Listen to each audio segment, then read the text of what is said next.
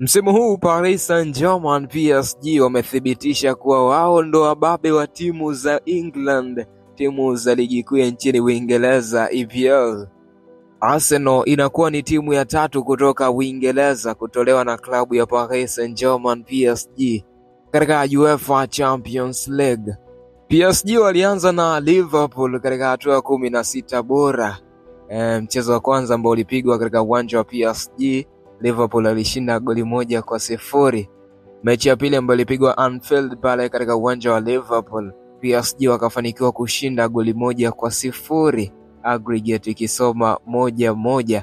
Katika mikwaju ya penalty, Liverpool wanaondoshwa katika mashindano na Paris Saint-Germain PSG.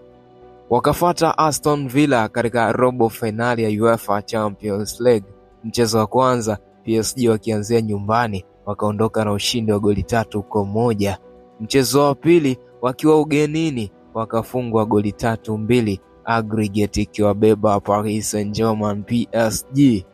Mechi ya tatu sasa versus Arsenal. Mechi ya kwanza pale Emirates Stadium, PSG wanaondoka na ushindi wa 1-0. Mechi ya pili ya nusu finali ya pili ya UEFA Champions League, PSG wanafanikiwa kuibuka na ushindi wa 2-1, aggregate 3-1, inawapeleka 1-1 katika finali ya UEFA Champions League. Inakuwa ni mara ya pili kwa PSG kutinga katika hatua ya finali ya UEFA Champions League baada ya ile finali ya 2019-2020 ambapo Paris Saint-Germain walikosa kombe la UEFA mbele ya Bayern Munich wakichezea kichapo cha 1-0.